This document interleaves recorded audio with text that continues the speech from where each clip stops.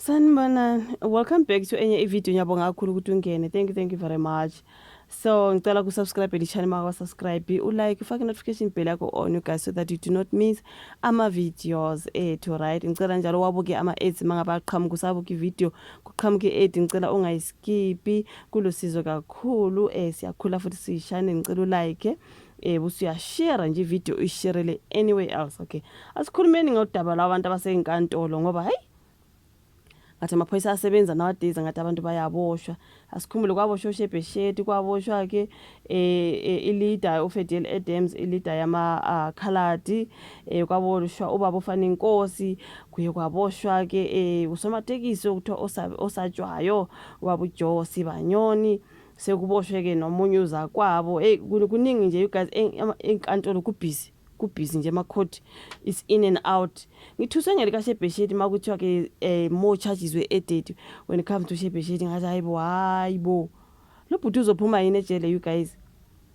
uShebhesheti uvele okokuqala enkantolo yesifunde ePolokwane ngamacala kokugebenga nokutholakala nezibhamu ezingeke emthethweni nokuzama ukubulala, ubhekana namacala angu-20 asengeziwa kaShebhesheti bafethu asengu-20 esewonke nje, amanye awo inqwaba yokuzama ukubulala.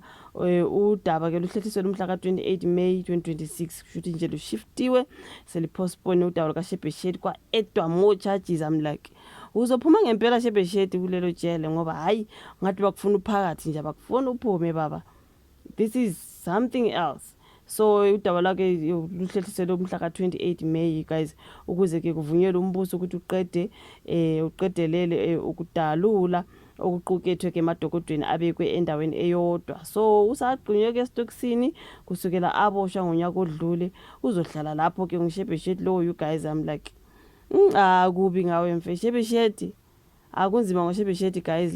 Sengize ngimzwela, I'm like I know ukuthi yena nje uyisigangi. uShebhesheti akezwa, uShebhesheti akakhuzeke, uShebhesheti akayithathi advice from omunye umuntu. Wenza umathanda ashaya abantu, adubula umathanda, ayenze yonke into. You know what I mean? Khona manje sesiyamzwela. Sebe more charges asengu-20. Do you think he's going to be out anytime soon? Kwanzima ngalo mfana guys. Ngolunye ke lezinto ezenzakele enkantolo njengoba ngisho ukuthi amakhoti busy you guys. So when it comes to uFedel Adams, umholi weqembu lezepolitiki iNCC, also uyilungu leParliament, Fedel Adams Kumbulo waboshwa ngamaphoyisa, unikezwe ibail ka-10,000 icala ke lihlehliswe lumhla ka-14 August 2026. So ukuze ke kuqhutsheke nokuqhubeka. Okay, so ungaphandle ke uba uFedel Adams asikhuluma ukuthi uboshiwe. So njengengxenye yemibandela ke yebail, umangalela ke uyalwa ukuba ke angaxhumani nokuqondile noma nokungaqondile nanoma ke ibaphi ofakazi bombuso kanye noma nje ukushushiswa. Akumelanga nje athintane na any of the witnesses. Uyalela ukuba ke azibike mathupha ehhovisi lamaphoyisa ase Mitchells Plain Police Station phakathi kwehora 6 to 8 u6 wasekuseni I think to 8 wantambama. Kumele ke abonakala laphana estage samaphoyisa ase Mitchells njalo ngoLwesibili nangomgqibelo. Kusalinde ukuphothula kwalolu daba ke ngama bail conditions kababa uFedel Adams, njengoba ke yena wathola ibail ka-10,000 lo ke oyileader yamakhaladi ogcine eboshiwe ngezinsuku ezidlule. Sibonile kamaphoyisa bebhizi ngayo you guys. Postpone udaba lwakhe namhlanje uye wayithola ibail ka-10,000. So odabeni lukababa uJoe Sibanyoni othiwa ngusomatekisi osabekayo, the feared taxi boss, wagcina eboshiwe nabanye abasolwa ababili ke. Sizwile ukuthi sekunomunye owesine oseboshiwe. So ke wabo uJoe Ferrari Sibanyoni nasolwa nabo umvimbi Daniel Masilela noPhilemon Msiza namhlanje bajoyine umsolwa wesine ozinikele emaphoyiseni uBafana Sindane. Babuyele enkantolo yemantshi ke yaseKwaGafontein eMpumalanga icala ke lahlohliselwa umsombuluko. Udaba lukababa uJoe Sibanyoni ushuthi bazophinde babuyele enkantolo on Monday you guys, njengoba sebejoyinwe ke ngubaba uSindane.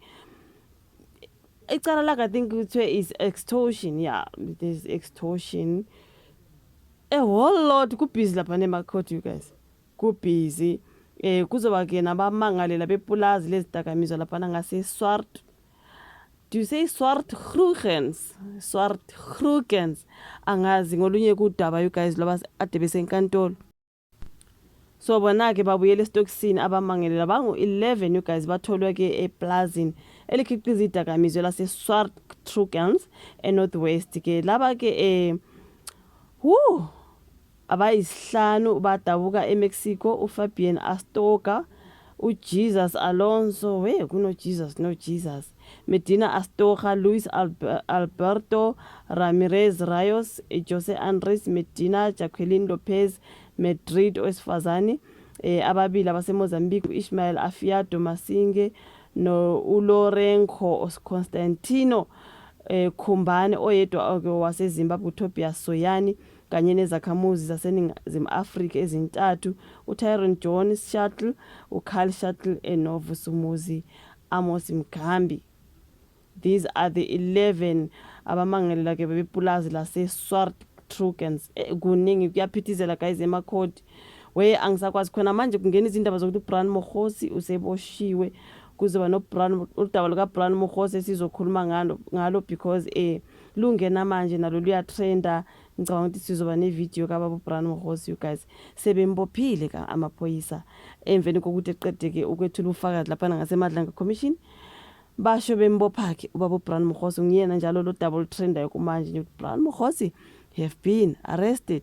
Hayi amaphoyisa kumanje babhizi bayasebenza you guys, abalali you guys, ekuseni emini ntambama bayasebenza, kuboshwa abantu abekhala ngokuthi kanti nibabophani indaba nikhuluma ngabo, nikakhuluma nje nikhuluma ngabo ukuthi benze leli cala naleli cala, nibabophani.